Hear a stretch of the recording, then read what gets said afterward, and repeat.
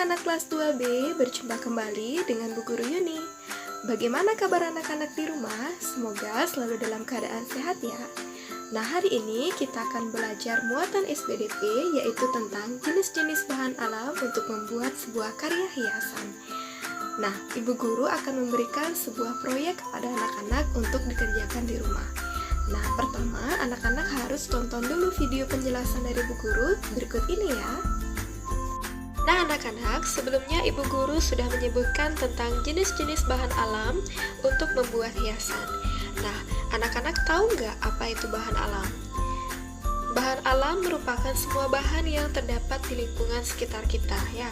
Bahan alam ini dapat digunakan sebagai bahan untuk membuat hiasan. Nah, apa saja contoh dari bahan alam? Yang pertama yaitu biji-bijian. Contohnya seperti biji kacang hijau, biji jagung, kemudian beras merah, dan biji-biji yang lainnya. Jadi, biji-bijian ini bisa kalian gunakan sebagai bahan untuk membuat hiasan. Kemudian yang kedua adalah kulit kerang. Anak-anak pernah nggak pergi ke pantai, kemudian menemukan kulit-kulit kerang yang berserakan di pasir pantai ya. Jadi kulit kerang ini ternyata bisa kalian gunakan sebagai bahan untuk membuat hiasan. Kemudian yang ketiga ada daun.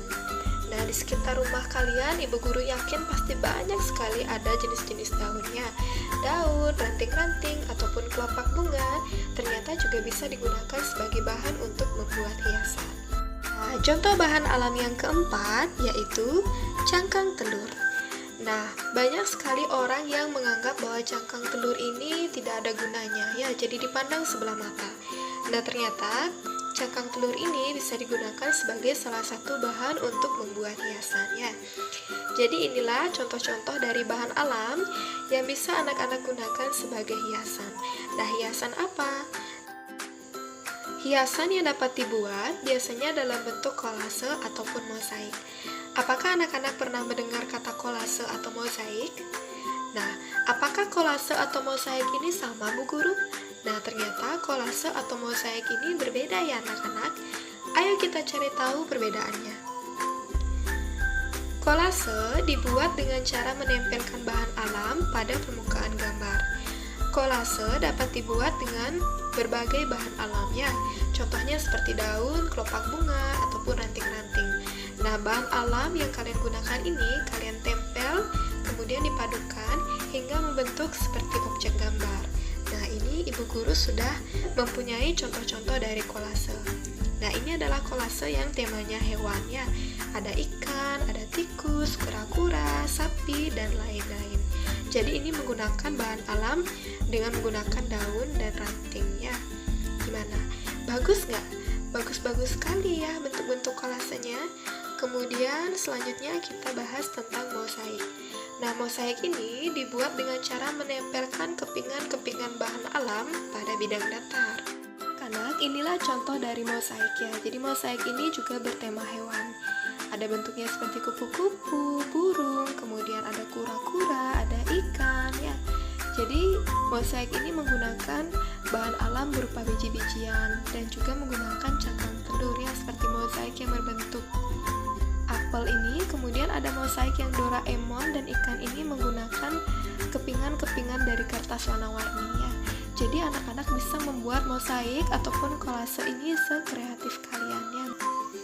Nah, tugas anak-anak di rumah yaitu membuat sebuah karya hiasan dari bahan alam. Nah, Ibu Guru akan melakukan pembagian tugas. Dari absen 1 sampai dengan 11, anak-anak membuat sebuah karya kolase. Sedangkan dari absen 12 sampai dengan 22, membuat karya hiasan berupa mosaik. Sebelum anak-anak membuat kolase, yang pertama anak-anak harus menyiapkan bahan dan alatnya terlebih dahulu. Seperti buku gambar, kemudian bahan dari alam, gunting, lem, dan lain sebagainya ya. Kemudian yang kedua, kolase atau mosaik yang anak-anak buat ini bertema hewan ya. Untuk hewannya Ibu Guru bebaskan, boleh kucing, anjing, kura-kura, atau apa saja. Yang penting temanya adalah hewan.